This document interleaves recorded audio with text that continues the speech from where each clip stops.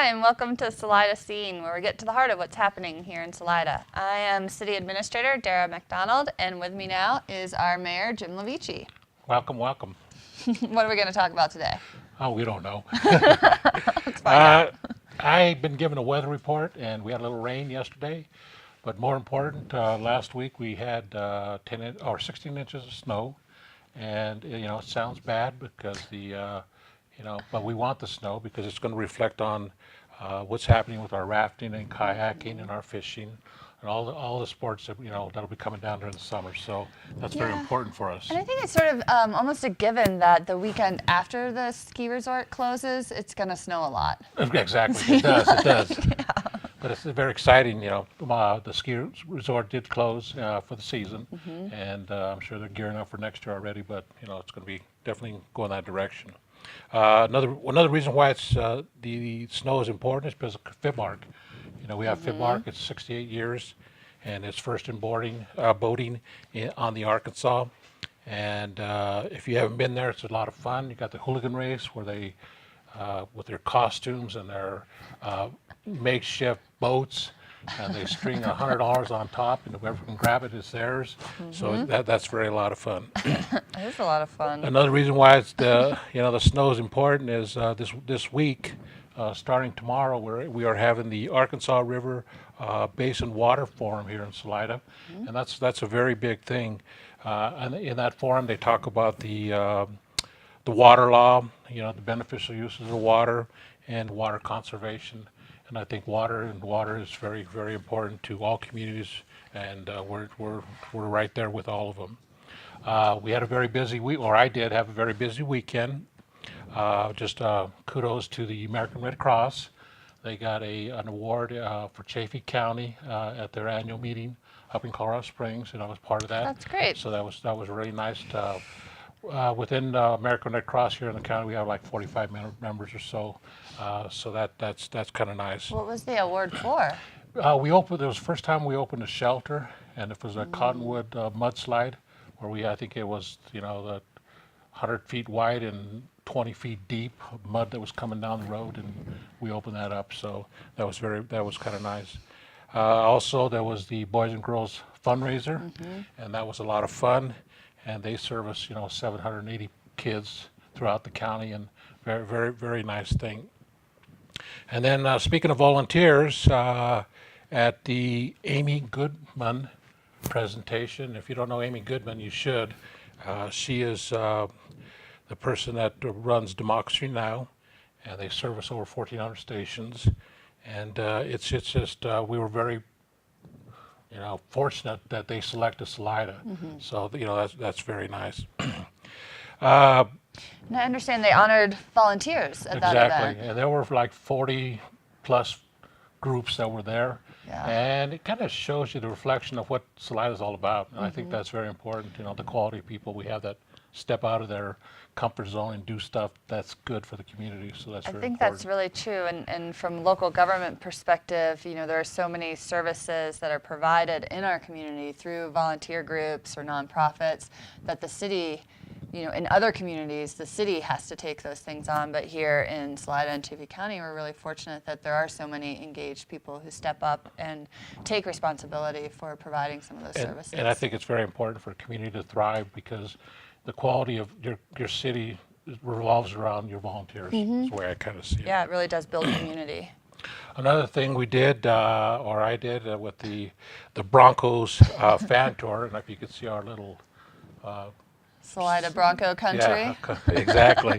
I thought it was really nice.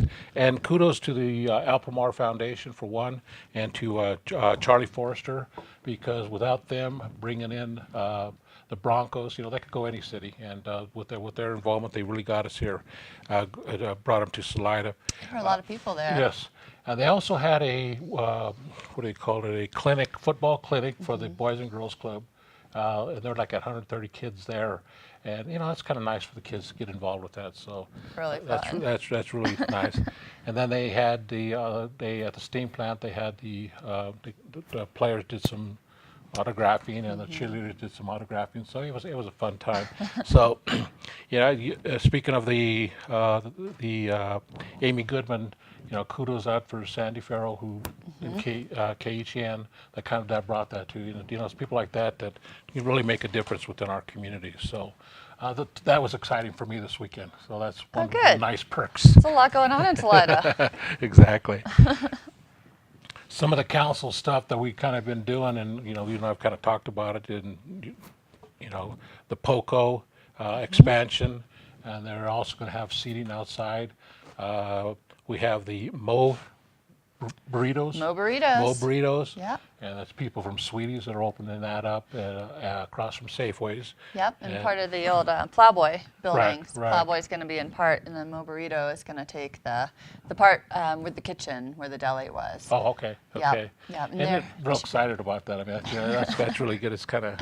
Yeah, I think it's supposed to be pretty quick serve, sort of like a Chipotle or something, where you go in, you can tell them what you want on your burrito, and they make it right there, sort of. So that's grab and go, fantastic. sort of. And then we also have Moonlight Pizza that's doing expansion. I'm not sure how big of that is going to be. Do you have any idea on that? I know it's going to triple their size, it looks like. Yeah, will add a lot of area for them for indoor seating, which they don't have a whole lot of, so it gives them more of a year-round foothold. So pretty exciting for them that they're making that big investment. Oh, yes, no doubt. Yeah. Another thing is Sukasa is going to be moving. What's the name of the building that they're moving into? They're moving into the building across 3rd Street from Moonlight Pizza at Correct. 3rd and F. I don't know what the name of that building is. I'm not an old timer, so I don't know what it is. The last I remember was the T-shirt manufacturer. Right. And that's good for them, so positive. Really great. And then in the Pueblo Bank and Trust, they moved to the highway, which we've talked about before. But they're going to have some living accommodations above, and on the bottom they're going to have some retail shops. So that's real nice. And then Las Camelias is moving downtown also, and I'm not sure if they're going to maintain their local location now and have 2 shops or not, but that's really good for them downtown. And really a big thing is Amica's expansion. They're going to move in, I don't know how big a place they're going to be moving into. They're going to maintain their place on 2nd Street, but on the same token, they'll have more seating there for everybody. So I think it's very positive. So they're moving, the Amica's is going to move into where Sukasa is now on F Street, so a much bigger space. They're hoping to make that move, I think, in September. Okay. And then in their current location, they're going to change that to a breakfast and lunch place once they've moved Amica's. And I think they're also trying to take on the food truck out at the new brewery on Highway 50. So I was talking to Mike McGovern, and he said that this year they're going to go from about 80 seats to about 400. Oh, wow. Yeah. Fantastic. So they have a lot of work ahead of them, but I think it's great to see them, taking that huge step. And I think what's nice for our community is the fact that we're not all franchise. We're the mom and pa. Hey, we see an opportunity here, and we're going to invest back in our community, and people step up. And I think that's very, very, very important. Yeah, absolutely right. Some other things you may want to speak about. We got the bike vendors, the shaved ice, and the ice cream guy. Yep, so we've had a couple of people approach council about little bicycle ice cream stores, really. So it's a bike, but then it has a cooler in the front. Right. And they would like to pedal around on the trails or through Riverside Park or up to Alpine Park and sell. One of them is actually more of a snow cone. Okay. And then one is a prepackaged ice cream products. And they haven't come in with fill out the formal application yet, but they've definitely been talking to council about doing that. And then we have another, which would be a stationary location across the street from Currents in the next to Capricorn Sports, that vacant lot, and that would be a permanent or seasonal shaved ice location. Okay. And that's the folks at Currents, Chris Tracy, taking the lead there, and really trying to, I think, provide work training for high school kids. Oh. And part of it, I think, is self-serving for them because when those kids get older and a little bit more experienced, then they'd be able to hire them into the restaurant because it's so hard to find Sure. good servers, especially when we ramp up for the summertime. So I like that idea of trying to get the kids involved, and something pretty simple. It should be able to run fairly autonomously, but they're across the street from Currents. So that's, I think, went to the Planning Commission last night for consideration for that outdoor temporary use. Okay. Another thing we've had the patios. We currently have Currents we know about, and then we have the two other ones. We got Here's a Scoop is going to be having one for ice creams, and then the Boathouse is going to have one also. So that's kind of exciting for the community, and kind of going in the right direction. Yeah, I So, think, in the discussions with the Salida Business Alliance, people are really feeling that it just adds a little bit of visual interest in the street. And so, like with POCO, the council is going to be talking about their desire to expand their liquor license a little bit onto the sidewalk, and how that may help to draw people down First Street, which has always been a problem. People really focus on F Street, Sure. but not visitors to the town, knowing that they can go in either direction on First Street and see lots of other great shops and restaurants too. Yeah, they've kind of been the stepchild of the downtown area, so Right. that's very good to draw them into that. Could you speak a little bit about the Scout Hut and the Sure. and the UP crossing and that kind of stuff? Because I think it's it's very important, and you know all the details. Right. So the Scout Hut is a project that's been in the works for a couple of years. Really looking at a renovation. The Scout Hut was built in the 50s. It was pretty utilitarian in its construction. If you've ever been in the basement, or at least in recent years, it's not exactly modern. So hoping to Scary, probably. freshen that up. It's a big renovation. We'll be adding some additional space, mainly for storage, and then converting the existing interior space, doing a warming kitchen, catering kitchen downstairs, opening up the downstairs, so it's really useful both for the scouts who meet there, as well as potentially for breakout space for small conferences. Raising the ceiling in the main area upstairs, not really changing too much to that main floor area, trying to keep the floor because the contra dancers love that. And then a deck along the riverside on the north side to really open it up and sort of embrace the river, because it really sort of turns its back on the river, but this would open it up. And we think we'll get a lot of use, everything, family reunions, wedding receptions. The goal is to keep it relatively inexpensive once it's completed. For people who want to rent it. It's pretty much one of our least expensive places to rent now for events, but you sort of get what you pay for now. Sure. But sure. because we've been able to get a lot of grant money to support this project, I think that we'll be able to keep the rental rates really more affordable for folks. So speaking of the funding, the city was able to get about $311 in funding from the Department of Local Affairs. 11,000. 311,000. You said dollars. $311. No, it's not going to be worth it. So $311,000 from the Department of Local Affairs, state of Colorado. The two Rotary clubs have raised almost $100,000. I think they're about $7,000 short of their goal right now. So really impressive effort, and all that money's been raised here locally. And then they got a $45,000 Daniels Fund grant as part of that. And then, of course, the City of Salida putting in about $200,000 for a little over $600,000 project. So really hopeful we'll be able to get a lot done, a big improvement for the community. And then along with that, of course, that we got a GOCO grant for $140,000. Teresa Casey did a great job on that grant application. And we're leveraging that. Our match is a $60,000 from the city's conservation trust funds, which is the lottery monies that come to the city, and $10,000 from the hospital as well. So we'll be able to put in an over $200,000 playground next to the Scout Hut, which is awesome. Wow. It should be really fun for the kids. And then the Union Pacific crossing. So this is something we've been working on for a long time. Centuries, sounds like. Working with the railroad, but finally got through the Public Utilities Commission approval for an at-grade, non-motorized crossing at the end of F Street.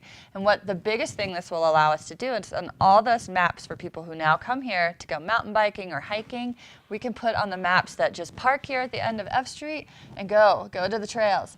We haven't been able to do that for years. So people sort of find their way to the trail system, but this will give people a clear, defined path.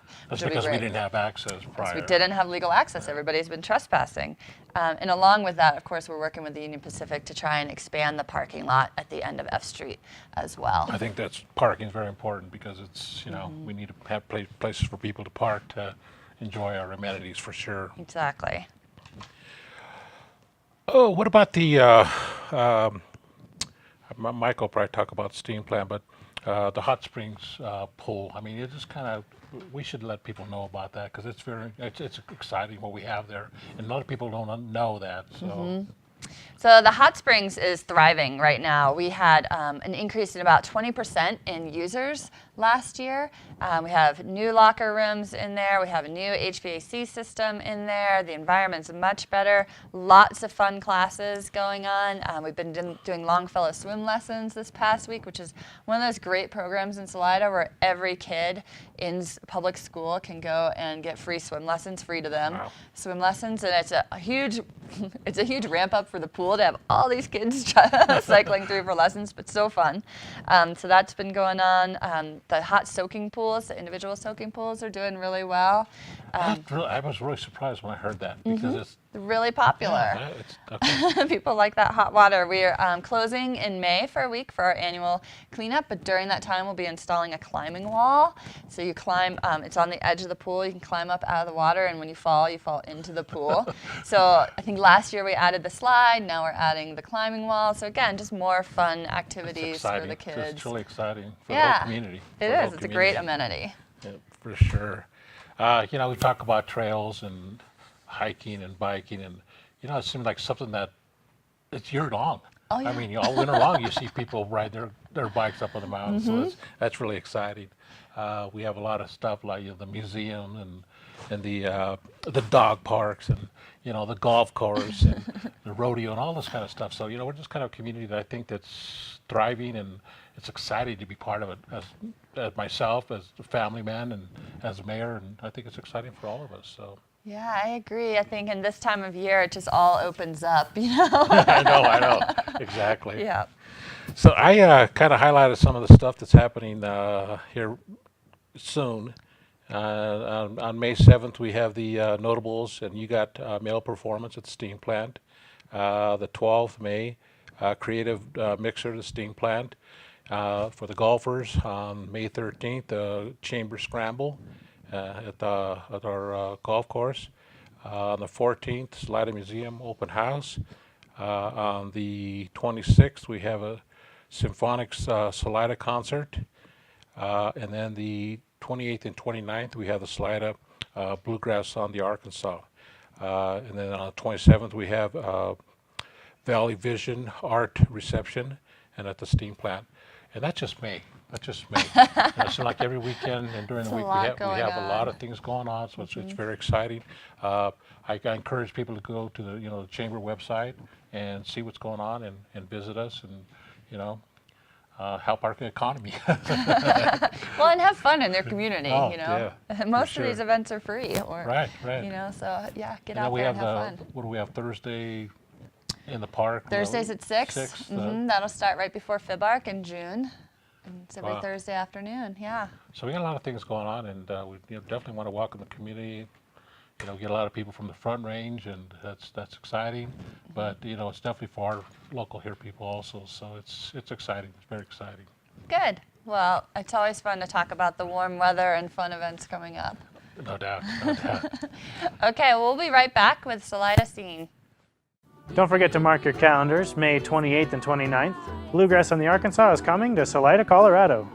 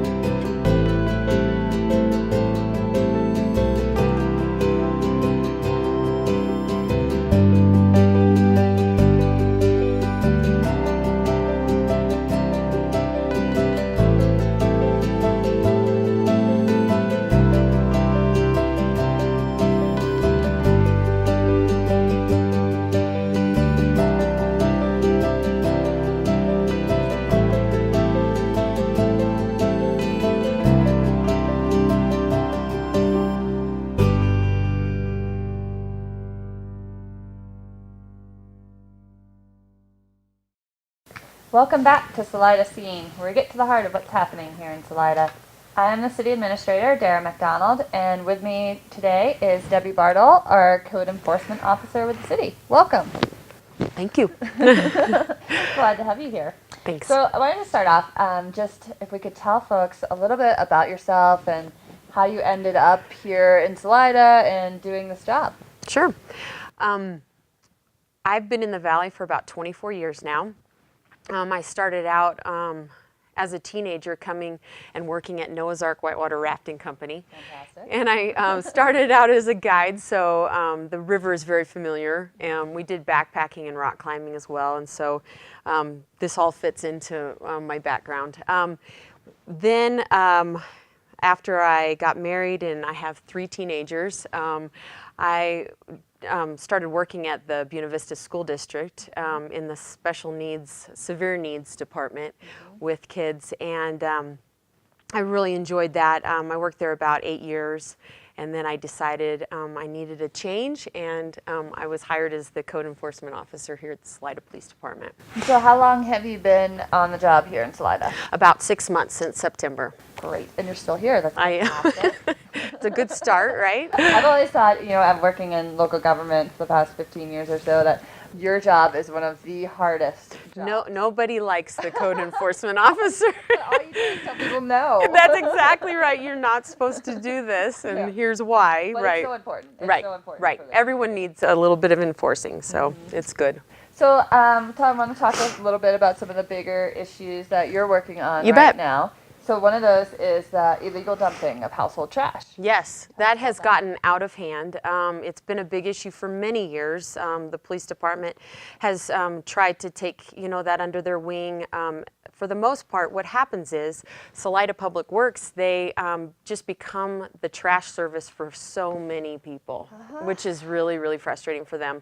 So we started out, and I've developed a warning letter, and then there's no more warnings after the warning letter.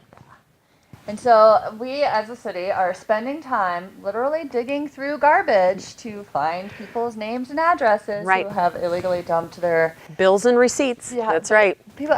So the amenities in the parks, this happens a lot in our parks. Those trash cans are really there for the park users, not for the general public to dump their household No. trash. So if you're doing that, you might want to partner up with your neighbor, get some trash service, or drive to the dump occasionally. It's less instead. expensive now because the council raised the fine for that to the total cost is now $135. So you can get a lot of months of trash service for that.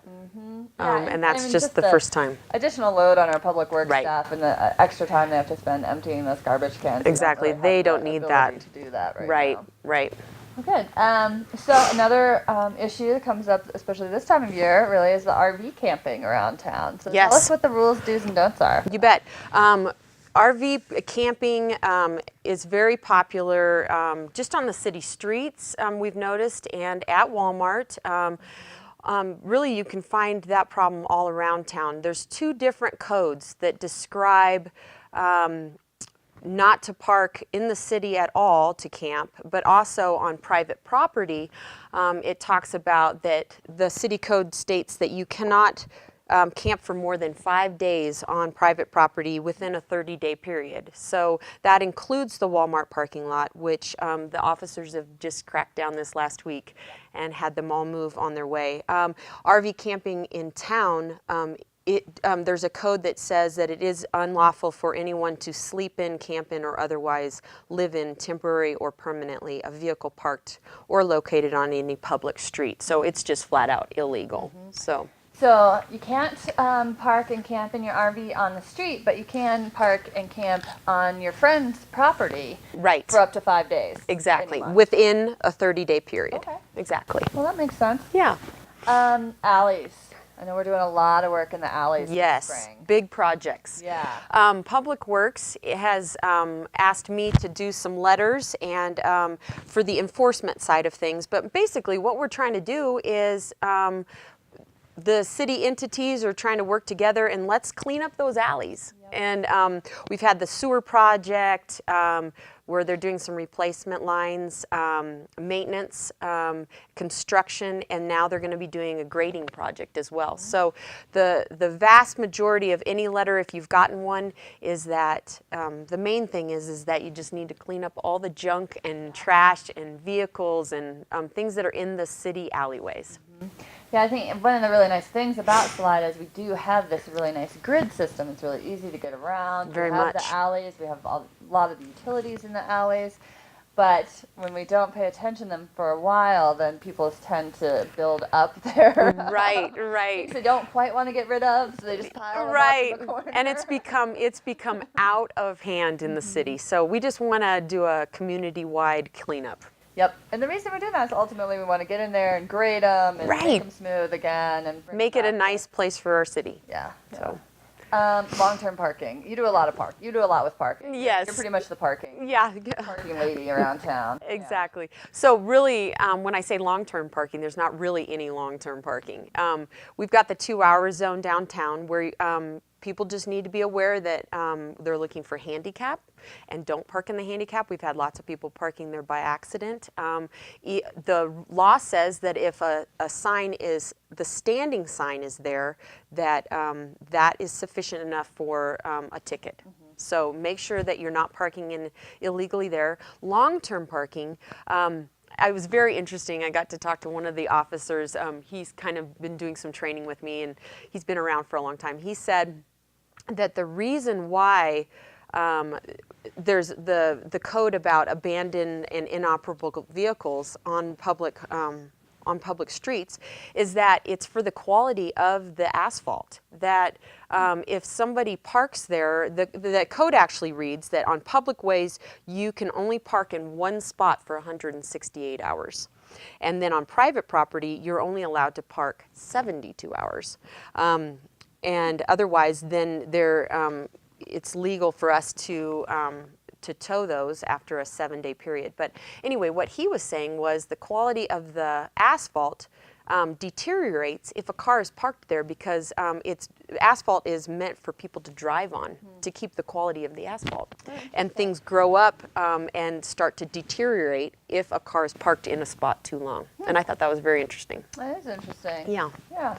Oh, who knew? Yeah, I know. I didn't know that.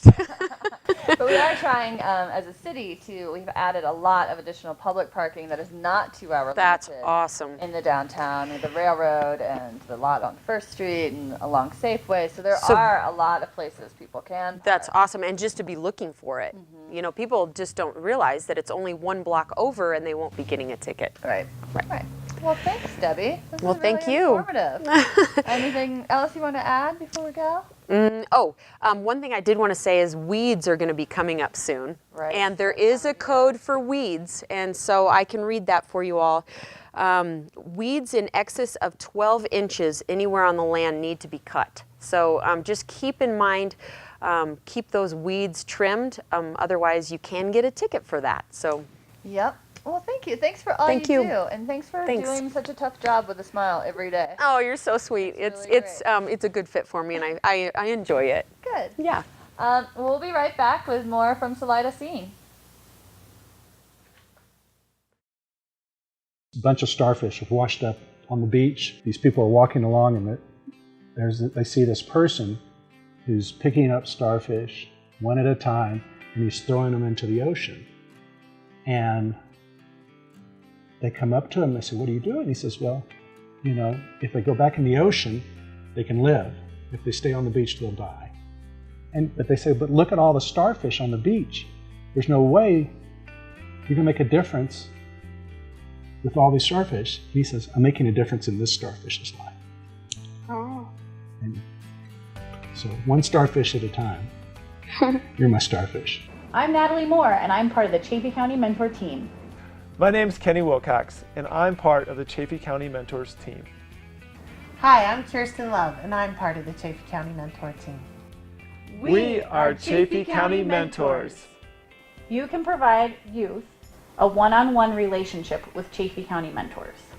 I got involved with Chaffey County Mentors because I wanted to do community service, and I thought to myself that the most impact is going to be a one-on-one relationship. And so that's why I chose the mentor program. To me, being a mentor is a real commitment. It's something that you really do want to make a difference in a child's life.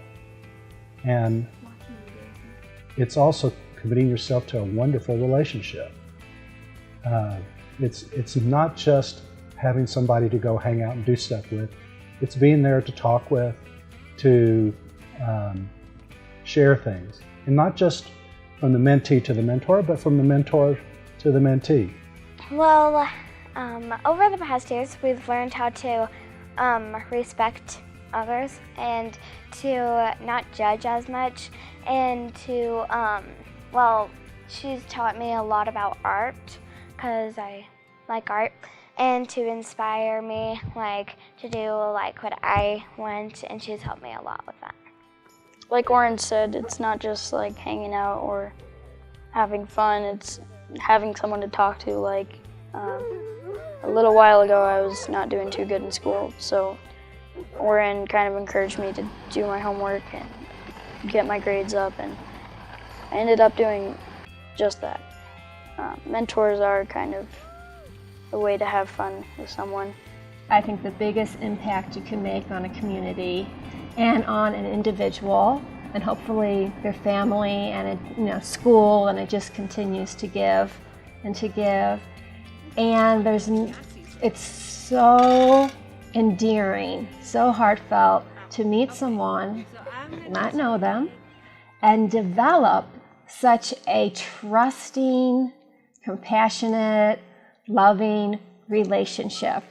And we're kind of best friends at different ages, and that's really nice. And it just gives me just the warmest, fuzziest feeling in my heart. And I call Thursdays date nights, because that's when Nancy comes over, and that's my favorite day of the week. Dante has heard a lot of things about me and about when I was a kid and as an adult, and we share real easily. Being a mentor with Chaffee County Mentors is really wonderful in that all the support we get. I like, in addition to the activities the two of us can go to, whether it's ski day or miniature golf or a movie night or hike, there's a wonderful support for the mentors. And when we get together with other mentors, we share things about what's working, what's not working, and it's great support. And we have trainings in all the different aspects of what it is to be a mentor. They're just incredibly valuable and give you great tools as a mentor to be effective.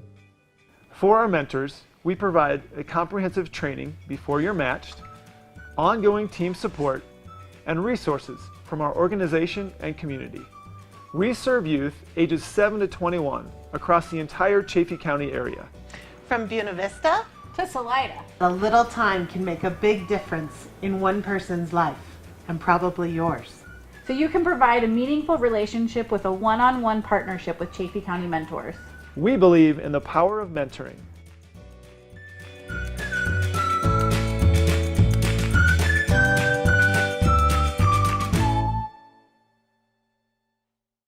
Don't forget to mark your calendars, May 28th and 29th. Bluegrass on the Arkansas is coming to Salida, Colorado.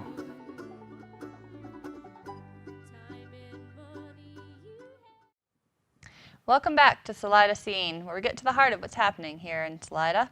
I am City Administrator Dara McDonald, and with me is Michael Varnum, the director of our steam plant downtown. Welcome. Good morning. Good morning. Thank you. It's great to be here. It's great to be here. It's always a good day in Salida. Every day is a great day in Salida. So tell us, what's going on at the steam plant? Well, the mayor covered most stuff. Upcoming stuff earlier, but lots of great events. Just recently we had the Broncos, we had the prom, we had Prom, right. Salida Soup, we had the Agra Summit. So I was went to the Salida Soup last Thursday, which is a great event, a monthly event where it raises money for micro grants for nonprofits. And it's actually getting hard to choose what to attend at the steam plant. There was a competing event at the same night that also looked really fun. And yeah, you just have so much happening down there. It's hard to keep straight, and it's actually hard to choose. We do. I think it was 5 events in 4 days, and people coming up to me after 3 or 4 days and saying, "It's the third night I've been here at the steam plant." And, it's great to see people. It's great to have all these wonderful things happening. So how long has the city been managing the steam plant actively? They've been managing it just over 8 years. Just over 8 years. Well, 8 years in July. I've been here 8 years. Right. Right. So yeah, and just remarkable what that's done for downtown and just bringing people back into the downtown. Then the folks will go out for dinner before or after an event, or just creating weddings where people stay downtown and for a few days, or conferences where people are just milling around and getting in the shops and the restaurants because of something that drew them to the steam plant. It is. I actually spoke at the Southwest Tourism Conference in Pagosa just recently, and they had me speak about the steam plant and the development of the area around the steam plant, and how it's cultural tourism is what brings people to Salida, and it was all about how the renovation helped get that started. And cultural tourism is the part of tourism that celebrates our lifestyle, like art, architecture. We're good at celebrating our lifestyle in Salida. The different elements of what goes on here, both, and also celebrates our history and also what's going on currently. And working with the Agri Summit, and then preparing for this presentation, that truly is what Salida is. People come here because they want to enjoy what we get to enjoy every day. Exactly. That's fantastic. So what things are new at the steam plant this year?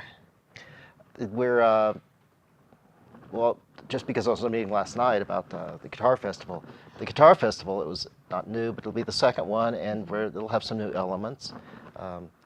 The Colorado Community Theater Festival will be back. That's a new event. Is that the same time as Art Walk this year? It is the same time as Art Walk, and that's been a little bit of a challenge to put those two schedules together, but both groups are really excited to be here at the same time, and it's going to work out really well. Great. What else? What else? You talked a little bit about Thursdays at 6, the concert starting up at the park. That's a really exciting thing on Thursday nights. And on July 24th, Jazz on the Plaza starts and runs through Labor Day. And that's every Sunday. Every Sunday, 5 to 7 on the plaza at the steam plant. Yes, inside if it's inside, if it's inclement weather outside, but it usually isn't. It's usually nice. It threatens a lot, and then the skies open up, and we have a great time out on the plaza by the river. We do. Such a great venue. We do. Buddy Gordon and his quartet start that off. They were here last year, and some incredible musicians will be here. That's fantastic. So the Guitar Festival, you just talk a little bit about that, because I think that's a really interesting, organic sort of event that started here in Salida, and I had no idea the depth of instrument makers and players and all sorts of the broad spectrum of things around guitars and those types of instruments that we have here in the Valley. Well, Jeff Bamberg, if you want to purchase a $8,000 guitar, he can help you out. Jeff is a fantastic guy. What a craftsman. And Scott Adams, Dan Schmidt. We have a number of guitar builders and other instrument craftsmen here. It's, for our size community, it's just incredible. So Trish Buse put those people together, and they had this idea to do a guitar festival. They brought in vendors. People from across the state came in with their instruments, and Chris Naska is working with them, because we're also not just about building custom guitars, but about vintage guitars and vintage equipment. Right. And so they're planning a great festival, and it's moved to September this year, and will include a special concert. We're still working on which artist to bring in, but I can guarantee it'll be somebody that is a very good guitarist. That is so cool. So if anybody's interested in guitars or music, keep it on your calendar for September. 4th of July. We got to talk about the 4th of July. 4th of July. Well, we thought a couple months ago that maybe we didn't have enough going on this summer as compared to some of the other years. So we have the Thursday at 6 concert. Then Friday we're bringing a band called Planet O, which is a band from down in the valley.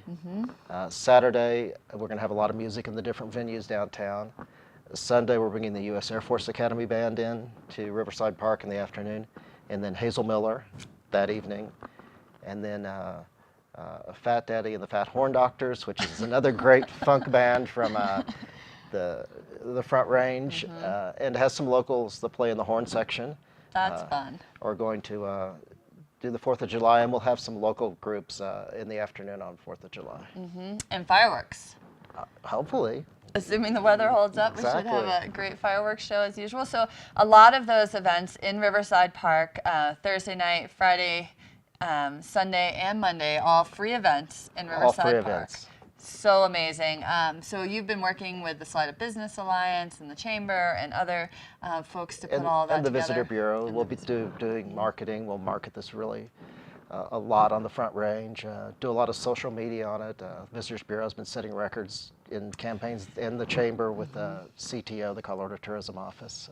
That's great. So I think, again, a really fun weekend for locals and visitors alike. Lots and lots to do. There'll be the parade on the 4th of July and the games in the park and all of that as well. So thanks for helping coordinate all of that for the 4th. Should be really fun. It's fun. Yeah. It's fun. It's fun and fun people to work with. I guess in that note too, along with the CCVB and the Chamber, Salida's been in the news a lot. They have. We've been making a lot of regional, state, and national lists for a hot and wild place to have a meeting, and it was a regional. It was in Mountain Meetings magazine. Hot and wild, huh? We, recreation is the reason we're on those lists, and the lifestyle and the quality of life in Salida is another one. But creativity has helped push that up a little bit, and it was really exciting where there were links to 2 or 3 of the stories to the steam plant, which I thought was wonderful because they could link there. And, but that's just an effort that's been going on for a number of years, and now it's paying off, and we're known. We definitely are. The name's out there. What else can we talk about? The Chamber, you're on the Chamber board. Are you still the president of the Chamber board? I am president of the Chamber board. Thank you for that. And, we're just in the process of launching a new website. We did a survey of our members the past few years, or over the past year, and to see what they wanted out of the Chamber. And our new website, it has 3 sections, one for visitors, one's for people that want to relocate, and one section for members. And we're trying to provide more services and information for our members on there. So you'll see more about that in the near future. One of my favorite things about our Chamber is the weekly news blast. They do a great job of getting information out to the community, the business community, and I think any of the members can sign up for that news blast. It's really helpful. They can, and yeah, that's where I get a lot of my information. I see press releases go out, and almost immediately those press releases go out from the Chamber to all of their members. Yeah, I really appreciate that help and communication from those guys. And they have a lot of events coming up as well. They do. They have Brewers Rendezvous. Is this the 20th year of Brewers? It is the 20th year. Wow. Yes, and I think 85 booths. It's going to be a lot of beer. A fun time. We started a VIP section. I think it was last year, and I think that's almost sold out. You need to get online and get your tickets. And get your VIP tickets. We have lots of regular tickets, and those are available also online. The Chamber just had their summer kickoff to summer, stay another day event at the steam plant. That was started a number of years ago to try to educate frontline people on the things there are to do here in Salida, and what it's actually turned into is a business. Yeah, it's from business to business. Business to networker. business, Yeah. because the businesses didn't know what there was down the street to do. And we did a winter one the first year, and then just the summer the last couple of years. But we've been talking about doing another one in October for the winter, and It's a great event. it is. It is. Well, good. Thanks for filling us in on all the great things that are happening here in Salida. Yes, there's just amazing numbers Goes on and of on. great things, and then with all of the shuffle downtown coming up, it's going to make things even more exciting. Yeah, I agree. Well, thanks for joining us for another edition of the Salida Scene. Have a great day.